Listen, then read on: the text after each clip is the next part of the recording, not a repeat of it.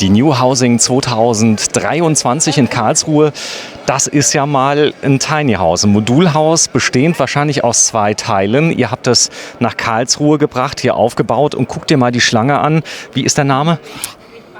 Dein Name? Felix Müller. Hallo Felix, guck dir mal die Schlange an. Ja, ein Wahnsinn. Ich kann das kaum glauben, dass das hier so krass sich überhaupt so eine Schlange bildet. Davon bin ich nicht ausgegangen.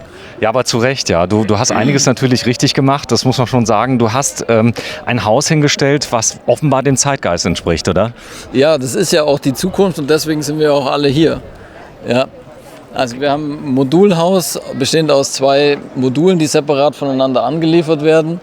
Und da ist es einfach so, dass wir kein klassisches Tiny House sind, sondern eben ein Minimalhaus, das auf Fundamenten gebaut wird. Und dafür braucht man dann auch andere Voraussetzungen. Ja, das Thema GEG heißt, die Wandstärken sind dicker. Da kannst du kaum ein Tiny House auf Wheel mehr bauen, da hast du gar keinen Platz mehr drin. Nee, wir sind da auch jetzt komplett völlig frei, weil wir haben keine Gewichtslimitierung von 3,5 Tonnen.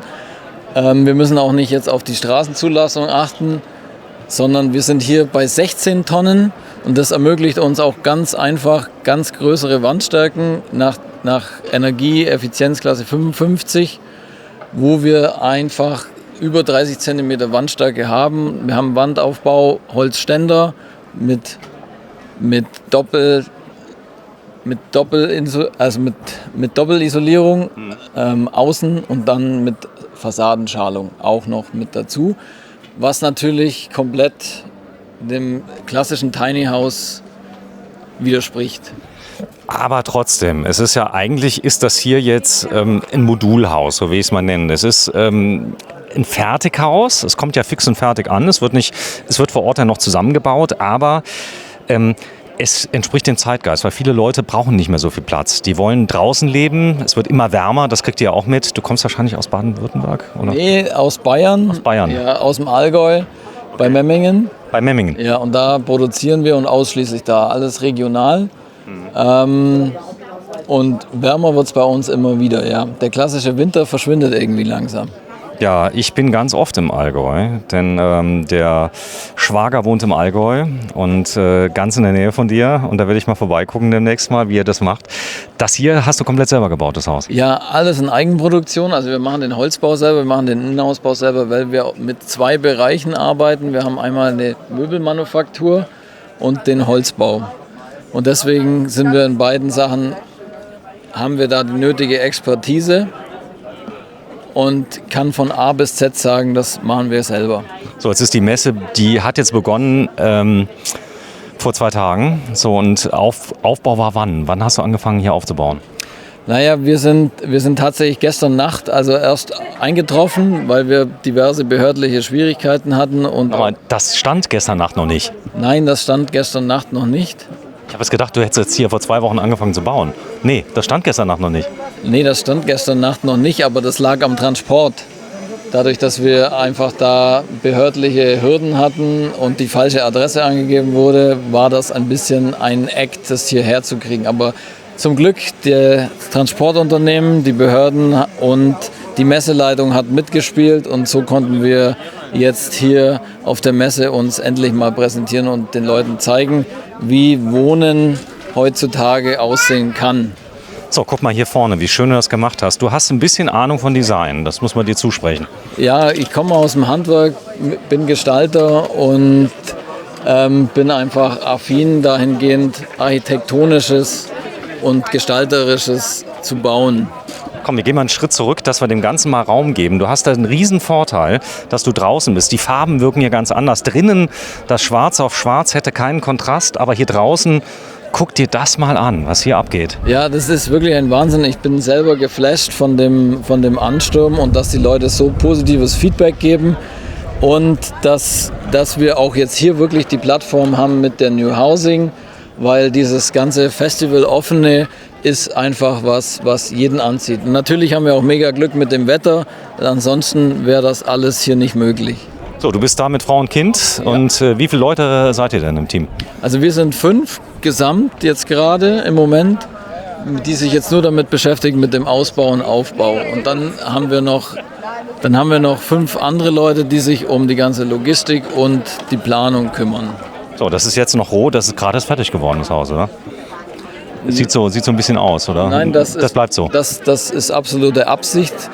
Das wurden wir auch schon darauf angesprochen, aber das ist einfach, wir stehen für Raw Materials, wir stehen für haptische Berührungen und wir stehen für Touchpoints. Und das ist ein einziges haptisches Erlebnis. Diese rohen Oberflächen, die haben ja zu Recht, wenn da verschiedene Leute skeptisch sind, dass diese Sache nicht lang halten oder dass sie sogar nachstreichen müssen, das stimmt, aber das ist bei uns einfach für den Messebesuch extra so gewählt. Gibt es natürlich in anderen Oberflächen, gibt es in anderen Farben. Also ich habe das mal so erzeugt mit einem Hochdruckreiniger. Ich weiß nicht, bin ich einfach mal drüber gegangen und dann hatte ich genau diese Struktur. Das hast du aber nicht mit dem Hochdruckreiniger gemacht, oder? Nee, das ist nicht mit dem Hochdruckreiniger. Das ist Sägerau, das kommt so vom Holzeinschnitt, vom Sägewerk. Boah, ist total schön. So, das heißt, das stand gestern noch nicht. Das ist aber schon viel Arbeit. Hier hast du viele Schrauben verwendet. Edelstahl oder was hast du genommen? Edelstahlschrauben, ja. So, wir gehen mal rein. Großes Fensterelement. Boah, ist das voll. Ist es gut, oder? Ja, natürlich. Also das freut mich natürlich. Das ist das beste Feedback, das man haben kann, wenn man diese Sachen baut und wenn man an diesen Sachen arbeitet und wenn man die dann endlich verwirklichen darf. So, vorne, also das Interessante ist, dass die Leute das auch direkt so nutzen, wie es gebaut war, oder? Das heißt, die Fotos brauchst du gar nicht mehr machen. Absolut, also das ist natürlich auch spannend, was dann auch daraus passiert. Ich meine, man gibt den Leuten ja eine Möglichkeit und was dann daraus gemacht werden kann, muss ja nicht unbedingt dementsprechend an was ich das gedacht hatte. Und das ist ja auch total schön, weil dadurch unterstreicht das die ganze Individualität, die wir für die wir auch stehen. Individuelle Menschen, individuelle Häuser. So, hier sieht man, also die Stehhöhe hier sind gut und gerne 3 Meter, oder? Ja, 3,20 Meter bis zur Unterkante von dem Giebeleck. Wow. Also das Coole ist, dass du diesen Schlauch ein bisschen unterbrochen hast mit diesem Außenbereich und diesem großen Schiebeelement. Dadurch ist es natürlich im Sommer von der Neigung so, dass du auch wirklich Schatten hast. Ja, könnt ja auch mal tiefstehende Sonne und so weiter haben. Das kriegst du mit rein. Ja, der Aufbau. Zusätzlich haben wir natürlich auch noch Verschattung. Wir haben Rough Stores integriert und wir haben Textilscreen integriert, die zusätzlich für sommerlichen Hitzeschutz sorgen. Ist es diffusionsoffen, das Haus? Es ist diffusionsoffen. Es ist eine totale, solide Holzständerbauweise. Nach Stand der Technik absolut deutscher Holzbau. Was ist da drin an Dämmung? Also Dämmung ist Holzfaserdämmung. Die ist perfekt, gerade im Winter und Sommer, speichert die Wärme, gibt sie langsam wieder ab und nimmt sie langsam auf. So hat man ein richtig angenehmes Raumklima zu allen Jahreszeiten. So, der Fußboden, was ist das? Das ist Eiche, Landhausdiele, Parkett. Parkett, Massivhaus. Genau. So, kann man nochmal abschleifen. Die Küche, auch die hast du selber gebaut? Ja, alles in Eigenleistung. Wir haben eine eigene Möbelmanufaktur. Die hat sich da richtig reingehangen mit Phoenix Anti-Fingerprint Oberflächen. Das, was zurzeit gerade State of the Art ist.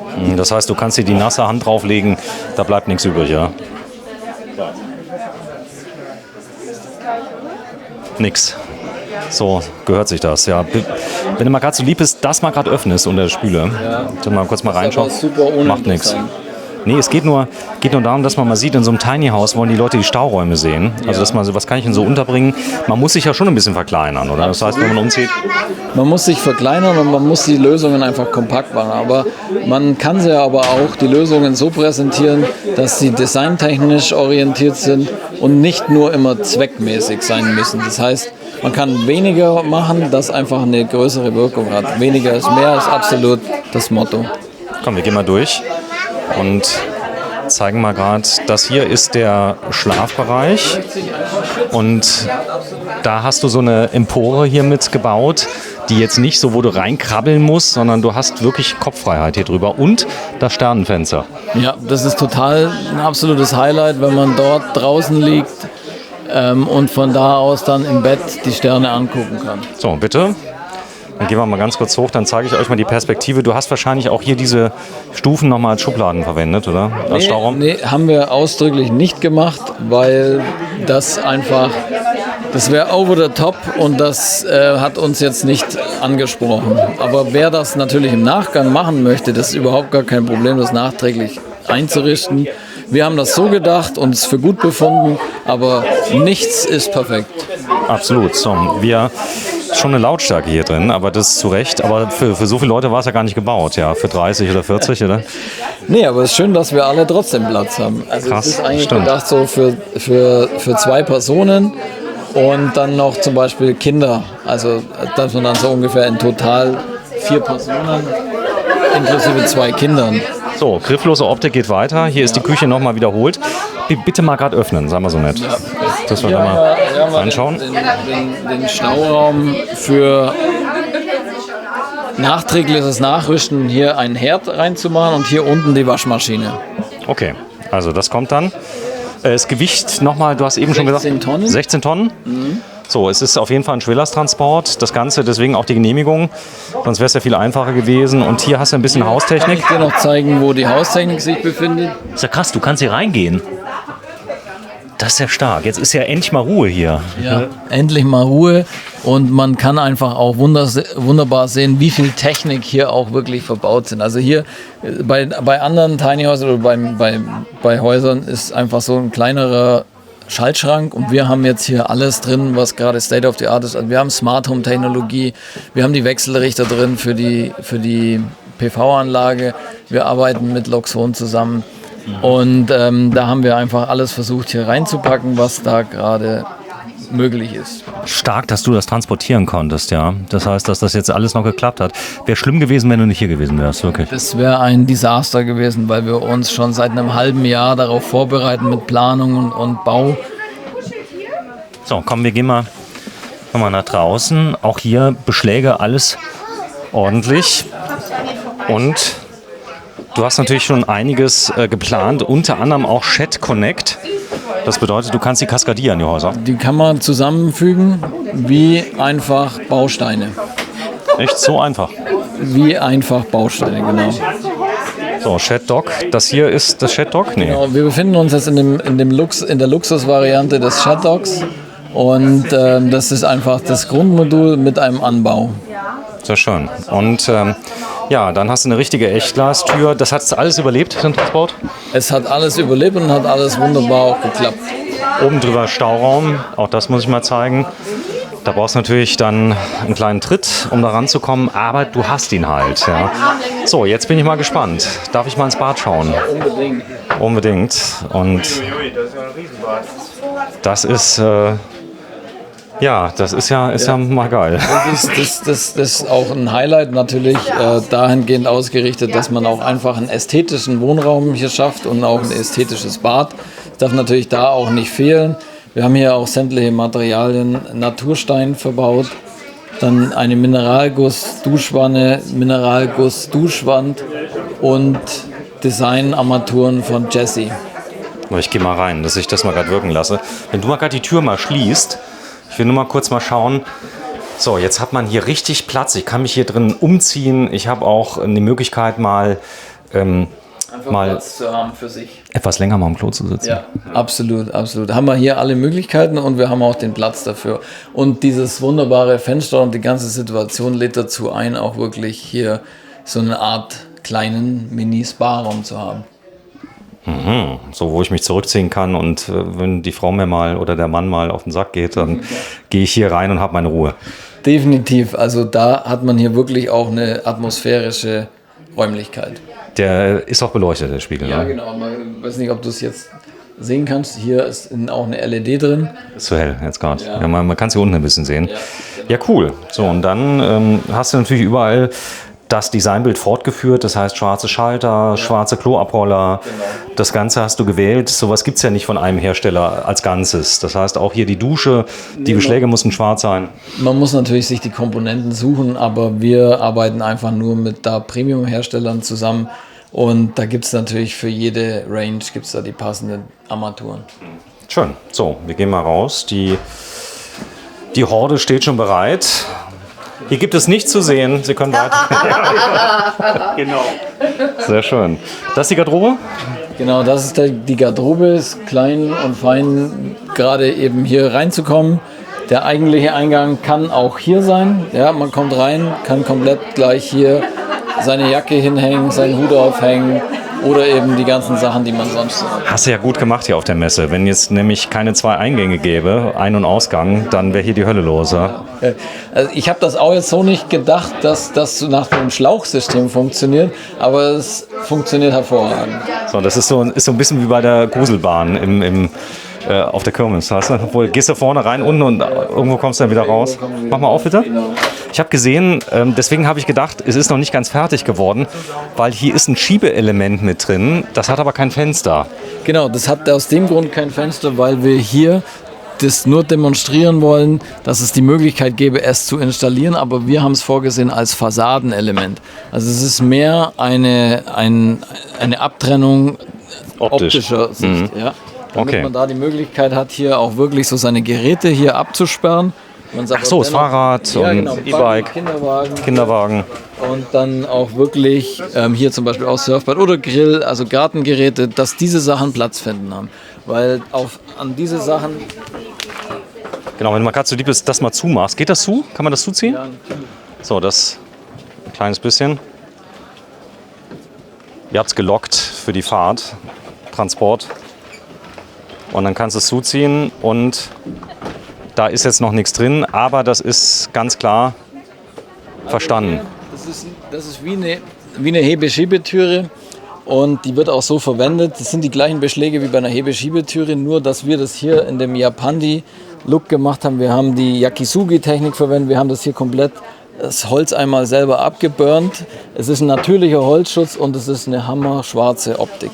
Japandi, klär mich mal auf. Das haben wir gedreht bei LMC. Da stand überall Japandi. Was ist Japandi? Japandi, das war jetzt ein Begriff, es ist Yakisugi der Begriff. Japandi, das ist mir Nein, das verwendet LMC auch.